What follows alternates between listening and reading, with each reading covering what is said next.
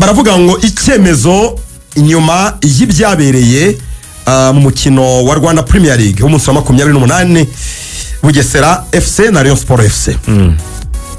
Nyuma y'ibintu bitari byiza birimo ukwivumbagatanya byabaye muri uyu mukino wo ku itariki 17 kuri stade y'akarere ka Bugesera, ubwo Bugesera huraga n'ikipe ya Rayon Sport, byatumye umukino usozwa utarangiye ku munota 57. Iki kibazo cyagejejwe mu kanama gashinzwe amarushanwa muri Ferwafa bakigaho, bifashishije rero ingingo ya 21 y'amategeko ya Ferwafa agena imyitwarire. Ni itangazo ryanditse mu cyongereza ni kugenekereza mu Kinyarwanda direct. Ibyo rero iyo ngingo ireba buri uruhare rwa buri ruhande rwaribwaga n'uyu mukino. Muri ibyo rero Ferwafa ndetse n'amakipe arebwa n'iki kibazo, abakinnyi, abayobozi, abatoza n'abafana bose muri rusange barebwaga n'uyu mukino bose bizweho barakomeza. Ferwafa iyo buri mupira w'amaguru mu Rwanda niyo ishinzwe kugenzura ibijyanye n'umutekano ndetse n'ituze rya rubanda mu mukino ndetse na mbere yawo, yewe na nyuma y'umukino. Barakomeza baravuga ngo abateguye umukino babategetswe kubanza kureba ingorane zishobora kuvuka muri uwo mukino bakabimenyesha federasiyo. Ubwo ndi Rwanda Premier League n'amakipe ndakomeza mbyihutamo hano muri bika bya mbere baragenda basobanura inshingano za buri ruhande rurebwa n'uyu mukino. Ndihuta cyane fast forward ngere ku myanzuro. Baravuga ngo nyuma yo kubyigana ubushishozi kwiga kuri iki kibazo cyabaye, urwego inama ishinzwe amarushanwa kanama gashinzwe gutegura iyi championnat bafashe icyemezo gikurikira. Na association ni komisiyo ishinzwe amarushanwa yasohoye imyanzuro. Baravuga ngo stade y'akarere ka Bugesera yaragenzuwe ndetse habwa uburenganzira bwo kwakira imikino binyuze muri club licensing. Bisobanuye ko stade ya Bugesera nta kibazo na kimwe ifite cyagomba kuyibuza kwakira umukino, yemere kwakira umukino kandi mu buryo bwa nyabwo. Uyu mukino uzasubukurwa kuwa gatatu w'itariki 21 ku saa 10 z'umugoroba uhere ku munota 57, aho umukino nyine wari ugeze mbere kuhagarara, kandi uzatangira ku bitego wari ugezeho scoreline, aho byari bigeze mu gutsindana ibitego. Team compositions uko amakipe yarapanze niko azakomeza gupangwa. 11 bari mu kibuga. Match venue and match officials, abasifuzi ndetse n'aho umukino wabereye ntibizahinduka. Barakomeza ngo umukino uzasubukurwa uzakinwa nta bafana, behind closed doors. Nta bafana abazemerwa kureba uyu mukino kuri stade. Imikino yindi yose ya Rwanda Premier League isigaje kwakirwa n'ikipe ya Rayon Sport. Ndebutsa ko ari imikino Rayon Sport izakurikira, bazakira Vision, abakire na Gorilla, will be conducted without fans in attendance. Bazayakira nta mufana uri muri stade, behind closed doors. Ibyo bita ahwiklo ururimi rw'igifaransa. Urumva, all individuals identified as being involved in the riot will be held accountable in accordance with Ferwafa's competition rules and regulations. Abantu bose ubwabo ku giti cyabo bagize uruhare muri uku kwivumbagatanya riots bazabibazwa n'inzego zibishinzwe hakurikijwe amategeko ya Ferwafa agenga amarushanwa. Abantu bagaragaye kuri kamera bakora imyivumbagatanyo, abagaragaye bafasha amacupa batera mu kibuga n'amabuye, n'abafashwe n'abapolisi kuri scene muri iriya match ko barahari, abazabibazwa hakurikijwe amategeko.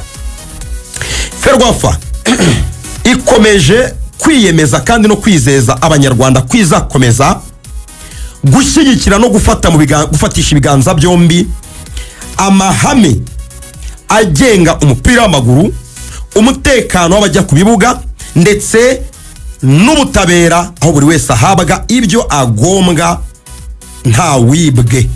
Ibona genekereza mu Kinyarwanda kandi mu nzego zose z'umupira w'amaguru mu Rwanda, ngo mu gukomeza gushyira umuhate mu gusigasira ireme ry'umupira w'amaguru, ibi bihano dutanze byafatiwe donc equipe ya Rayon Sport. harimo nibyo dusanzwe dufata kandi hari tuzakomeza no gufata, birimo the suspension and dismissal of some referees, guhagarikwa gisubiremo kugira ngo dukomeze gushyigikira ireme ry'umupira w'amaguru. Hari ibyemezo byagiye bifatwa, urabyumva, harimo kugaragara ku byagiye bifatwa, harimo guhagarika no kwirukana burundu abasifuzi, abatoza ndetse n'abakinnyi batashoboye gusigasira ireme ry'umupira w'amaguru ndetse no kwitwara kinyamwuga. Aho mu biheruka bya vuba hari abasifuzi 5 birukanwe burundu bazira kugena ibiva mu mukino, bimwe byitwa match fixing. Barakomeza barasoza bavuga ngo the measures reflect our zero tolerance policy towards any behavior that undermines the credibility of our sport. Ngo imyanzuro nibi byemezo biri mu rwego rw'ingamba twihaye zo kutihanganira imyitwarire isubiza inyuma ireme ry'umupira w'amaguru, kandi Ferwafa izakomeza gusigasira ukutabogama, ukubazwa inshingano no gufata kimwe abari umupira bose nta gutonesha ndetse no kurobanura. Tuributsa abakunzi b'umupira w'amaguru bose n'abandi bose barebwa n'umupira w'amaguru gukomeza kwimakaza ihame ryo kwihanganirana, by'ubworoherane no kwihanganirana byitwa fair play, discipline, kinyabupfura, and respect before, during and after matches, no kubahana mbere no mu gihe yewe na nyuma y'umukino. Kandi tugakomeza gushishikariza abantu gutanga ibitekerezo ariko batabangamirana ahubwo bubahana, urumva, kandi bagafana amakipe yabo batekereza kandi basigasira imbibi z'umupira w'amaguru. Ibitekerezo by'umupira w'amaguru ntibirenga umupira w'amaguru ngo bijye mu buzima busanzwe. Football unites the world, umupira w'ungisi, iyo niyo hashtag ya federation. Urakoze cyane Lorenzo, urakoze cyane. Iyo ni Ferwafa yavugaga mu buryo bw'inyandiko, ariko bossi wa Ferwafa ni Munyentwari Alphonse. Ejo ngira ngo televiziyo y'igihugu yaramwakiriye mu kiganiro RTV Sports. Hari ibyo yagarutseho byinshi cyane. RTV Sports Max kiyono kitwa harya ni Sports Max, kitwa Sports Max. Yagarutse kuri iyi scenario yose baye muri weekend n'imyanzuro yafashwe n'iki. Reka twumve mu byo yagarutseho avuga ku bafana yewe niyo misifurire. Hari n'icyo yavuze n'ikibuga, hari n'icyo yavuze kuri kamarade nawe buri gihe utungwa gatoki. Buri kipe ikibuga izakiniraho kirasurwa kikanemezwa ko icyo kibuga cyubahirije ibyangombwa byatuma gikinirwaho. Ikibuga rero cya Bugesera nta makemwa gifite yatuma kidakinirwaho. Hari abavuga wenda ngo hari aho babashije kubona ikinonko, uwabashije guteza imvururu cyangwa amahane n'itafari yarishinguza n'amacupa ariho anyweramo arijugunya. Ibyo ngibyo ntabwo byaba impamvu, kuko abantu n'abantu bakuru baba bari ahantu uvuga ngo ku ruhande rwanjye hari ikintu ari gukoresha. Biriya ntabwo byatewe n'aho bari bicaye nuko hari hateye. Ibyo rero nicyo nabivugaho, byatewe n'abafana ubwabo. Ikindi cy'ibisifurire umupira